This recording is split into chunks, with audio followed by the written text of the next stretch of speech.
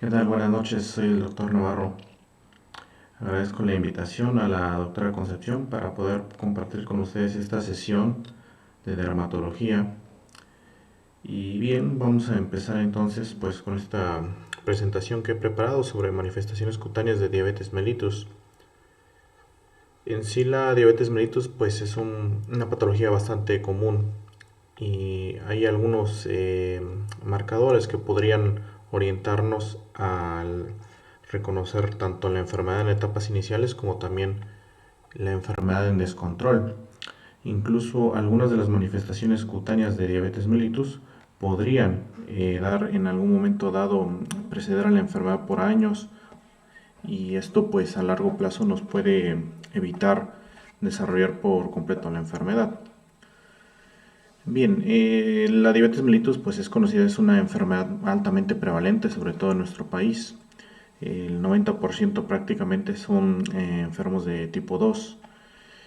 Y pues todo esto conlleva un daño a largo plazo que se puede manifestar tanto un daño macroangiopático o microangiopático. Para su estudio se clasifican de acuerdo al tipo de enfermedad que se relaciona con la diabetes mellitus, ya sea que es un marcador como tal directamente involucrado con la diabetes, ya sea por infecciones relacionadas a acompañantes a la diabetes mellitus, y dermatosis que con mayor frecuencia aparecen en pacientes que tienen esta enfermedad, pero no quiere decir que sean marcadores de la misma. En algunos casos también se ven enfermedades asociadas a los tratamientos y pues otras misceláneas.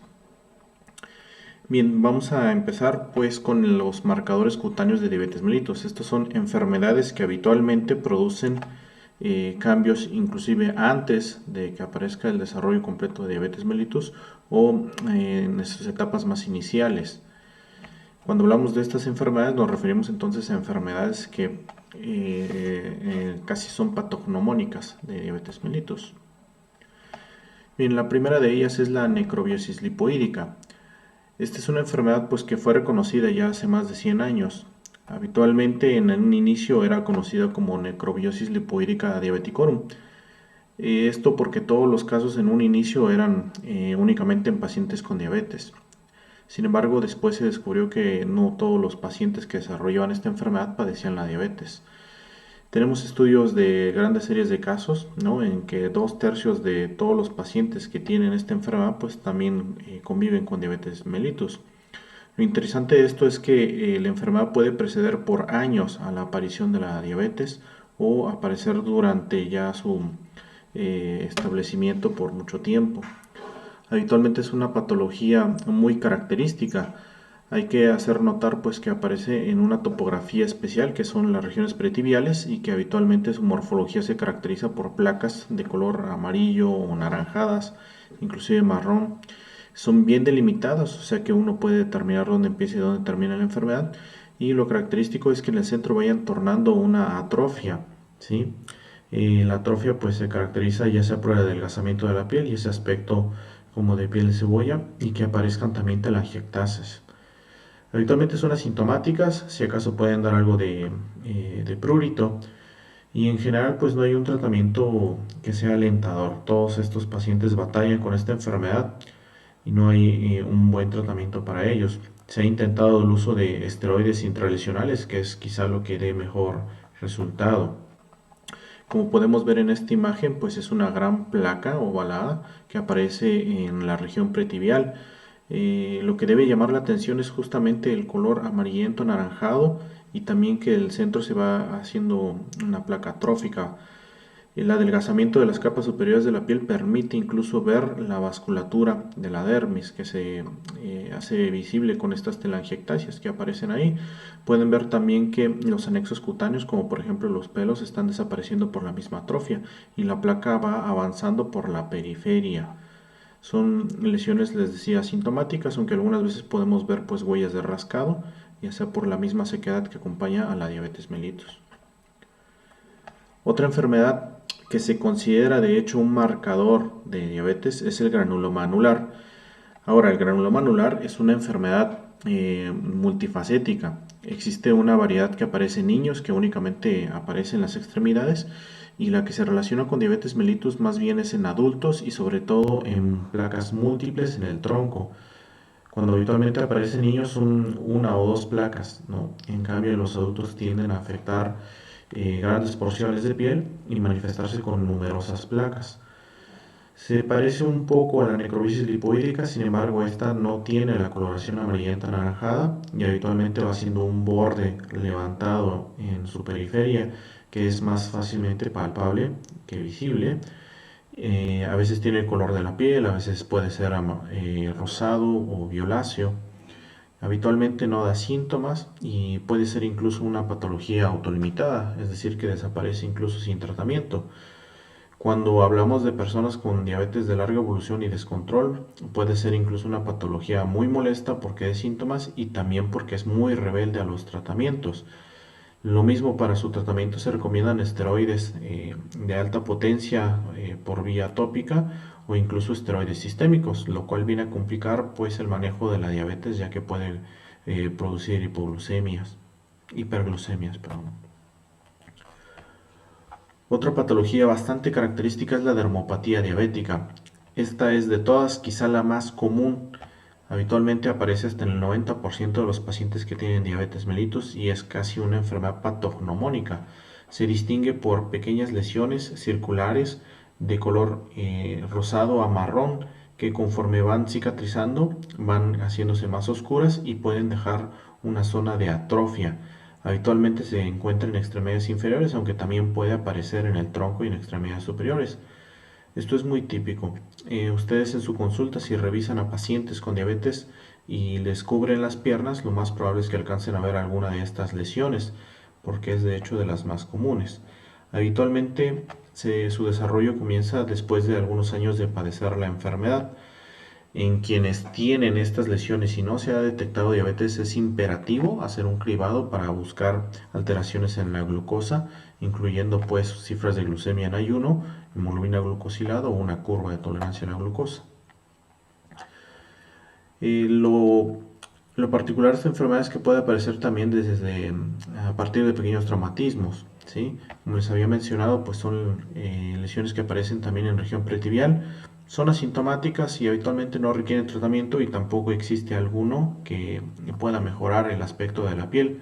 Recordemos que la atrofia cuando aparece difícilmente se puede mejorar.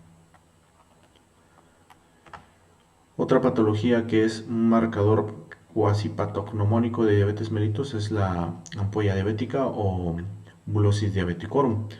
Esto no es tan común, hasta el 1 al 3% de los enfermos con diabetes pueden tener estas lesiones. Habitualmente se manifiesta como ampollas a tensión en extremidades inferiores por lo particular, que también son asintomáticas. Lo llamativo es que a pesar del aspecto, pues precisamente no molesten, no den ninguna sintomatología acompañante. En algunas personas, cuando ya está un grado avanzado de neuropatía, pues puede ser una afección bastante intensa. No existe un tratamiento apropiado, inclusive se ha reportado que son lesiones transitorias que pueden durar de unos días a semanas y que desaparecen sin haber llevado ningún tratamiento.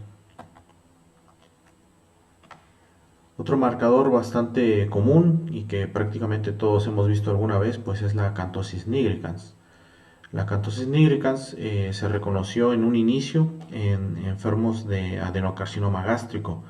Como tal, la acanthosis nigricans compone varias clasificaciones que abarcan desde la paraneoplásica, que fue la clásica descrita en estos pacientes de cáncer gástrico, también aquellos que se van acompañando a algún síndrome, el más común, por ejemplo, el síndrome de ovario poliquístico, que aparte de las cuestiones hormonales descritas ya, los quistes en los ovarios, el acné, también puede condicionar la aparición de acanthosis nigricans.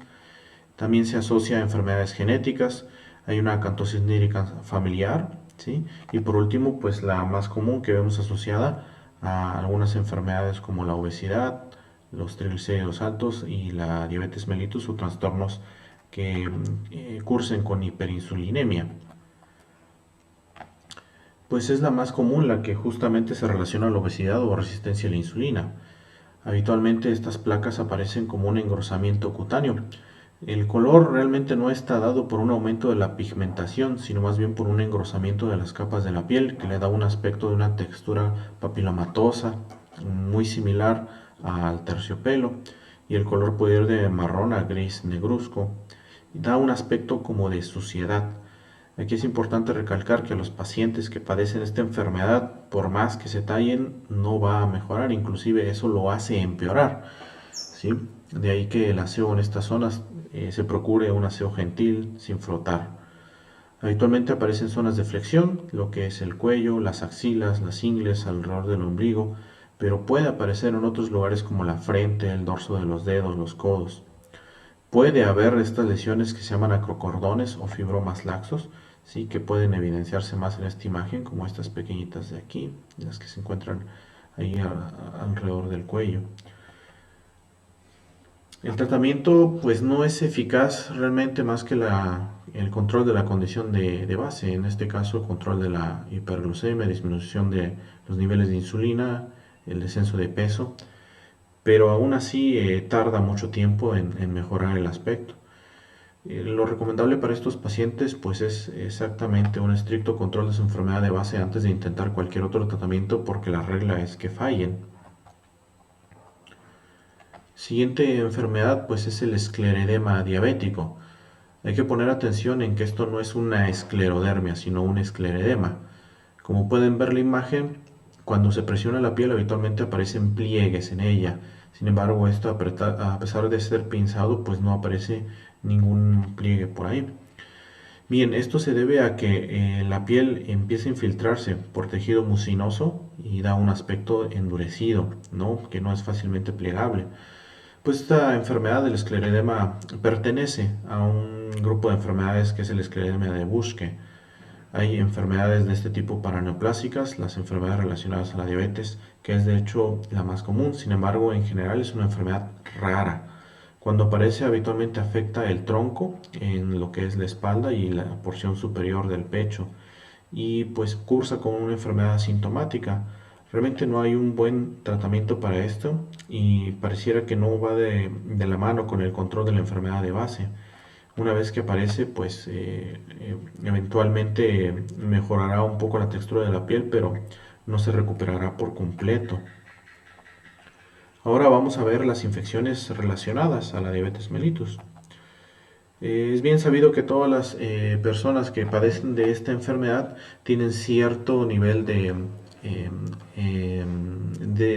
digamos, disminución de la actividad de sus defensas, sea por la misma hiperglucemia o pues por la alteración en la presentación de antígenos.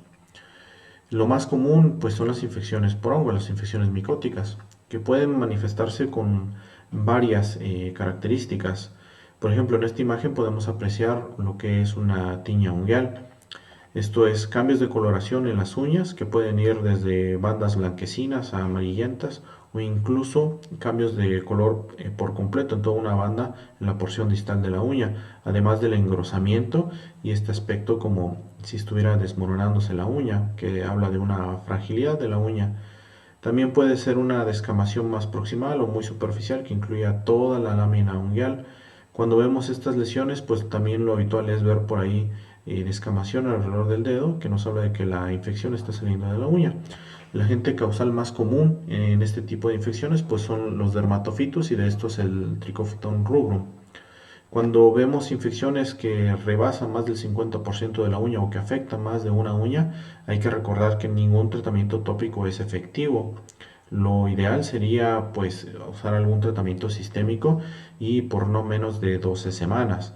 Hay que recordar que algunos medicamentos como el itraconazol pues están contraindicados en la gran mayoría de pacientes que consumen biguanidas como la metformina. Entonces hay que tener en cuenta esto a la hora de prescribir. El medicamento idóneo sería por ejemplo la terbinafina, teniendo en cuenta pues que deben ser pacientes que tengan alguna prueba de función hepática y que ésta pues se presente en valores cercanos a la normalidad. Otras infecciones muy comunes en personas con diabetes son, por ejemplo, también las producidas por cándida. En este caso vemos un intártrigo en el cual afecta a ambos pliegues submamarios. ¿Cómo sabemos que es una cándida? Solamente ver una imagen. Bueno, lo típico es la coloración muy rojiza, ¿sí? Y también estas lesiones pequeñitas que se llaman satélites, ¿sí? Que hablan de focos, colonias de cándida que están creciendo en la periferia. Como no tienen todas las ventajas del pliegue, que es el calor, la oscuridad y la humedad, pues no pueden proliferar de la misma manera. Habitualmente, pues cándida es un parásito, una levadura que se encuentra de forma normal en la gran mayoría de las personas viviendo en sitios específicos de la piel, pero cuando se le ofrecen condiciones, pues la cándida crece e infecta, cambia de su forma de levadura a la forma infectante. Aquí podemos ver a detalle otra lesión de esta paciente en la que pues son muy evidentes las lesiones satélite. Vean que el color pues es bastante rojizo, casi tirándole ya al violáceo, y hay una que otra zona de descamación. Los intártrigos, pues por la humedad que guardan, se maceran en lugar de descamar, como por ejemplo lo hacen las tiñas. Esta pues es una imagen precisamente de una infección por hongos, pero si la ven a comparación con la imagen anterior, esta se ve más seca, se ve algo de descamación y cambia el color en la periferia. Acá podemos ver cómo se empieza a inflamar lo que es la periferia y no lo hace de forma continua, sino que pareciera que hay pequeños puntos que si ponemos atención son vesículas. Pues esto es una tiña del cuerpo, ¿sí? A diferencia de las infecciones por cándida, las tiñas pueden aparecer en sitios que no son los pliegues, ¿sí? Lo común de estas infecciones es que hay algún foco cercano, por ejemplo en los pies, pues las uñas, y en el resto del cuerpo, pues habitualmente también son los pliegues, ¿sí? Las lesiones pueden ser bastante anodinas, apenas perceptibles, ¿sí? De un color rosado a rojizo, pero lo importante y lo que quiero que quede claro pues son el borde, ¿no? El borde activo, el borde inflamado y la tendencia a la curación conforme va avanzando la enfermedad, ¿sí? Entonces vean, estas son pequeñas vesículas en la periferia formando un borde activo. Aquí podemos ver esto que es más típico, el bordecito con descamación, con una que otra vesícula por ahí que acaba de reventar y estamos viendo lo mismo, un pliegue, que en este caso sería una zona inguinal. En ocasiones, sobre todo en sitios donde la piel es más gruesa, lo único que alcanzaremos a ver es descamación, ¿no? Y una descamación que también va siendo un borde activo. En los dedos, en las tiñas interdigitales, pues esto habla de una infección de bastante tiempo de evolución. Las tiñas tienden a persistir en el pliegue por mucho tiempo antes de avanzar y llegar a zonas descubiertas como en esta parte.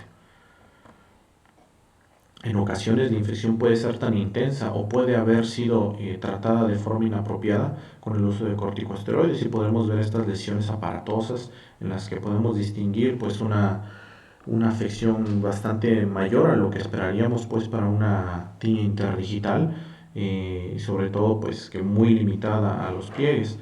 En ocasiones esto también puede ser afectado por otras condiciones como por ejemplo las disidrosis, ¿sí? Que son inflamaciones de los conductos écrinos que aparecen habitualmente en zonas de palmas y plantas.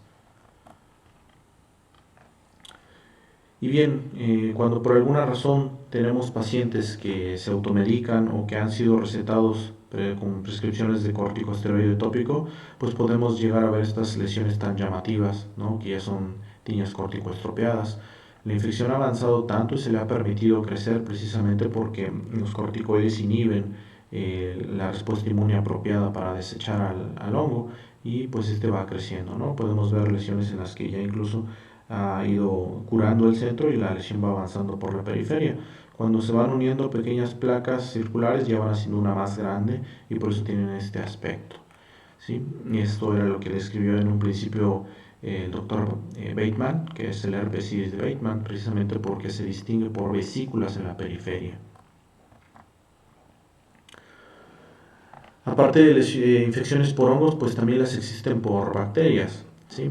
Noten en esta imagen cómo esta es una coloración diferente, ¿sí? Hay que poner mucha atención pues para distinguir que este es un color más asalmonado, incluso tendiendo a ser marrón, y que no hace lesiones satélite, ¿sí? Este tipo de lesiones, cuando les ponemos la luz de Wood, ¿sí? Que no es otra cosa que una luz ultravioleta que oscila entre 304 y 310 nanómetros, pues podemos ver fluorescencia, ¿sí? ¿Por qué? Porque el agente causal de esta enfermedad produce porfirinas que dan este característico color rojo coral, ¿no? Pues esto se llama un eritrasma, y el agente patógeno de esto sería el Corynebacterium minutissimum. También podemos verlo en otras topografías, y lo mismo, cuando aplicamos la luz de Wood vemos esta fluorescencia rojo coral. Pues estas son infecciones de hecho comunes en la población en general, pero por alguna razón las personas con diabetes se ven más afectadas por este patógeno. Otra enfermedad que también es causada por corinebacterios es esta enfermedad que se llama queratolisis punctata, ¿sí? Se forman pequeños hoyuelos, ¿sí? En las capas más superiores de la piel, en particular en donde queratinizan de mayor manera, como son palmas y plantas. Claro, las palmas pues no se ven tan afectadas puesto que están descubiertas, y en cambio los pies, por el uso del calzado, guardan más humedad y permiten que proliferen estas bacterias, las corinobacterias. ¿Sí? Se van haciendo pequeños agujeros puesto que las bacterias van comiéndose la queratina, ¿no? Cuando son ya muchas bacterias, pues producen grandes agujeros, pero igual siguen siendo muy superficiales. Pues en general, pues esto es causado por especies de Corynebacterium, ¿sí? Son patógenos que incluso pueden vivir de forma normal en la piel sin dar enfermedad, pero cuando se les permiten condiciones crecen. Lo que se puede hacer en estos casos pues es un tratamiento con antibióticos, un curso corto de clindamicina tópica, benzoilo, ¿sí? Cualquier antibiótico tópico realmente funciona para esto, y evitar el uso de calzado, por ejemplo, de materiales sintéticos como son los tenis, ¿sí? Usar calcetines de algodón, el aseo diario con agua y con jabón, y secar muy bien los pies, y eso habitualmente da buenos resultados. Otras infecciones bacterianas pues son las que afectan a los anexos, por ejemplo las foliculitis. En principio pues es una infección localizada de una sola raíz de un pelo o un folículo. Cuando por alguna razón esa infección prolifera y empieza a afectar a más folículos, pues ya se forma lo que es un forúnculo. Los agentes causales más comunes pues son estreptococos y estafilococos, entre otros, como por ejemplo las pseudomonas o las levaduras como cándida o incluso malacesia también pueden dar este tipo de infecciones. Si no se tratan de forma adecuada o se les permite proliferar, pues empiezan a formarse ya los abscesos. También esta puede ser tanto como una causa del descontrol de la diabetes como una consecuencia, ¿sí? Una infección activa de este tipo nos puede llevar a un descontrol intenso de un paciente previamente controlado con diabetes.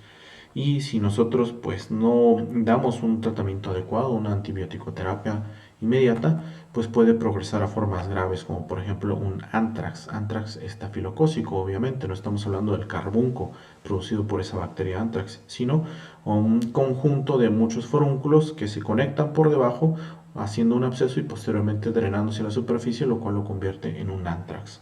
¿Sí? Son infecciones que revisten cierta gravedad, puesto que esto ya puede empezar a dar bacteremia, y en casos ya de más evolución, pues incluso pueden condicionar sepsis, ¿sí? Y ya estas infecciones pues son difíciles de controlar. Inclusive pensamos en que pueden estar dadas pues por agentes etiológicos resistentes a medicamentos, como los estafilococos resistentes a meticilina. Bien, pues estos ya requieren un abordaje meramente intrahospitalario, ¿no? Para impregnación antibiótica y control de glucemia. Bien, ahora vamos a ver a las dermatosis que no necesariamente implican tener un paciente con diabetes, pero que sí se asocian con mayor frecuencia. Existen muchos y comparten diversos mecanismos. Mecanismos, por ejemplo, que van desde lo metabólico, lo inmunológico o que no se conocen en la realidad.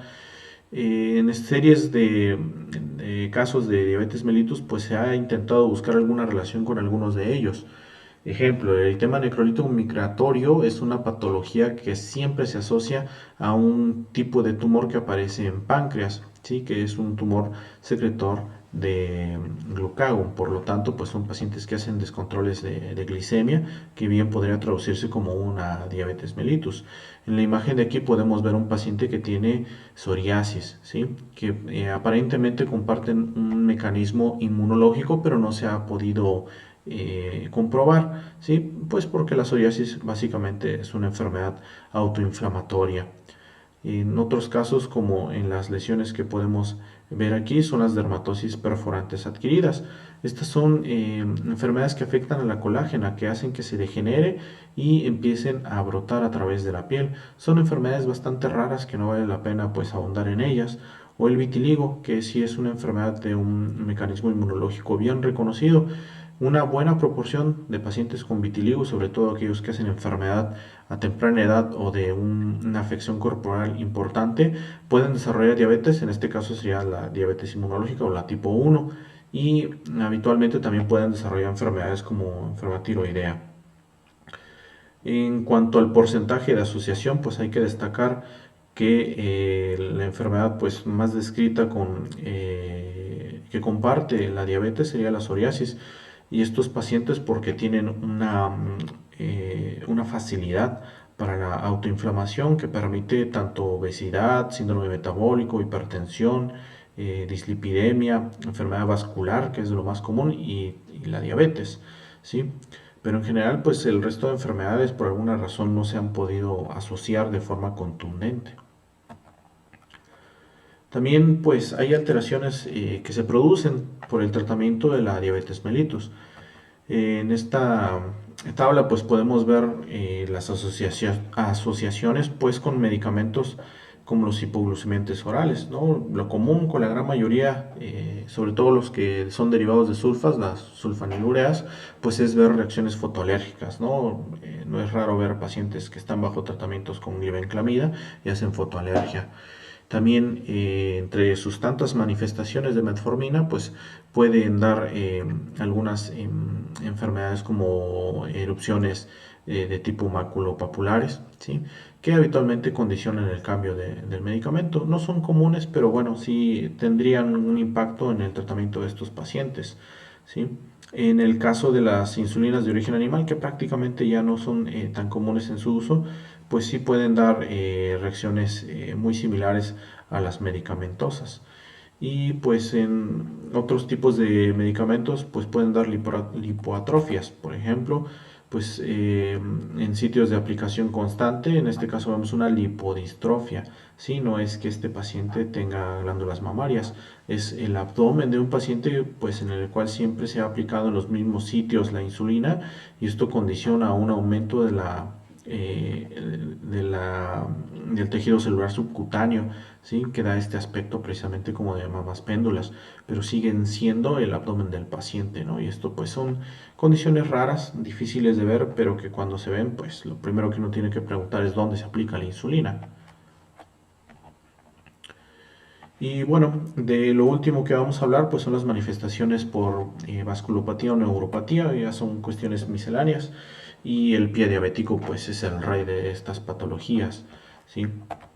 Pie diabético pues es una enfermedad que puede llegar a afectar durante el transcurso de la vida de un paciente con diabetes hasta el 25% de ellos, ¿sí? Y estos pues tienen un mayor riesgo de amputación.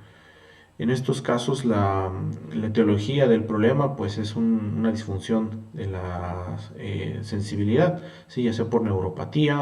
Estos pacientes no son capaces de discernir el daño que se puede provocar a los pies, ¿no? Tan simple como una piedra en el zapato, el calor, o por ejemplo durante la limpieza, pues estos pacientes se pueden provocar pequeños traumatismos que generan heridas que nunca cierran, ¿sí?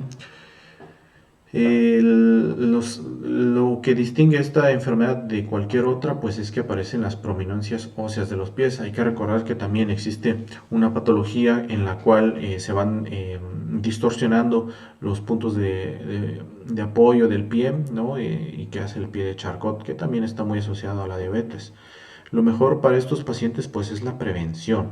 Cuando ya llegamos a ver casos de este tipo, la verdad es que el pronóstico es malo en general, si no tienen los cuidados y la red de apoyo suficiente para llevar a cabo un tratamiento de forma continua y apropiada.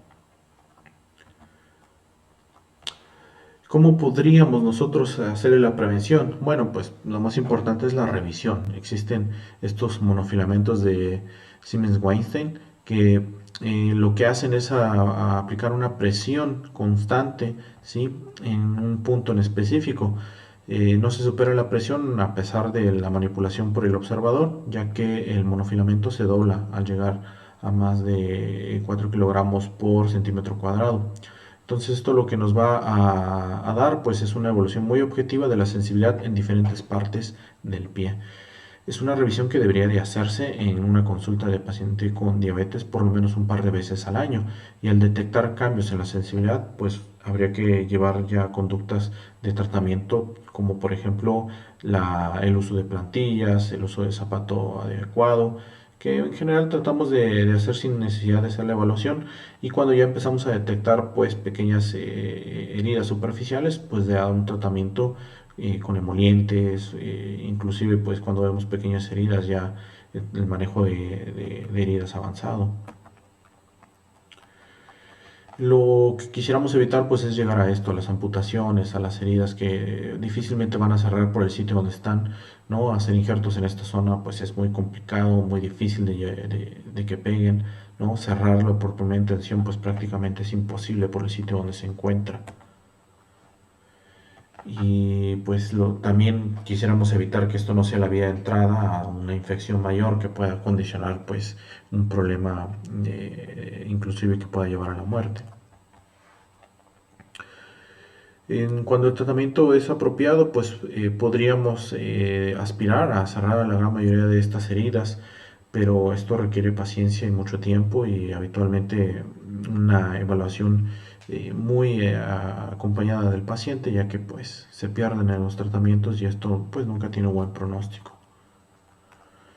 En general, pues sí existen pautas que podemos recomendar, no es la tarea del dermatólogo hacer este tipo de revisiones, pero cuando nos llegan las tratamos de llevar a cabo. Lo habitual es que sea el médico de primer contacto, el médico especialista que vea pacientes con diabetes quien haga este tipo de evaluaciones, ¿sí? Se le dan indicaciones al paciente, ¿no? Él se tiene que revisar los pacientes todos los días. Tiene que ser un lavado de preferencia diario, ¿sí? Si el baño lo permite, y un secado cuidadoso, ¿sí? El secado pues es para evitar también infecciones de tipo micótica. En estos pacientes es una indicación muy específica no caminar descalzo, ¿no? Tienen que usar un calzado de preferencia cómodo, sandalias para cuando estén en casa, pero no deben andar descalzos, ¿sí? Y también antes de usar los zapatos, pues deben de ver su interior, de revisar que no haya algo, ¿sí? Que pueda provocar alguna herida. Se recomiendan emolientes, ¿no? Cualquier crema hidratante en principio es bueno, ¿sí? No tiene que ser necesariamente una crema dermatológica. En quienes ya reconocemos algún problema de gerosis o de insuficiencia venosa, pues ya tendríamos que usar algún hidratante de calidad superior. Cuando se usen calcetines o medias, pues de preferencia que sean de algodón y que no tengan costuras, ¿no? Sitios de presión que puedan condicionar la aparición de heridas. En cuanto a los pacientes que por la misma diabetes pueden empezar a sufrir de disminución de la agudeza visual, pues ellos no deberían de llevar a cabo el cuidado de sus pies, sino tendrían que ayudarse de alguien, de algún familiar, ¿no? Por ejemplo, para procedimientos tan simples como cortarse las uñas, porque no falta aquel que se vuele un dedo en el intento de cortárselo porque ya no puede ver bien, ¿sí? Y muy importante que el corte de las uñas, en particular de los pies, sea recto. ¿Sí? Así, sobre todo en el primer dedo, ¿sí? El dedo gordo del pie, tenemos que hacer un corte recto, no curvo, ya que eso condiciona que se entierre y pues una uña encarnada en esto es un manejo muy complicado. También las callosidades no deben de ser cortadas por los pacientes, de hecho las callosidades en ellos deben de manejarse de preferencia con queratolíticos, ¿no? Cremas con urea, con ácido salicílico. Debe de tratar el paciente de revisarse con un profesional sanitario y sobre todo alguien que sí le examine los pies con regularidad. En el caso de que no lo haga, ¿no? O lo que es la consulta pues de la seguridad social, pues debe de solicitar la atención, ¿no? Sobre todo en cuanto detecte cualquier lesión, ampollas, cortes, arañazos, pequeñas úlceras, sí, o que la uña se encarna. Todo esto debe de requerir de inmediato la atención de su médico familiar, por ejemplo. Y pues bien, yo con esto termino la presentación. En unos momentos vamos a estar contestando las preguntas, lo que vaya apareciendo de sus dudas, yo me pongo a sus órdenes. Dejo aquí la imagen del correo electrónico por si surge alguna pregunta después. También podemos contestarla por ese medio y pues nuevamente agradezco la invitación al Centro de Especialidades de Oaxaca y a la doctora Concepción por invitarme a dar este tema. Muchas gracias.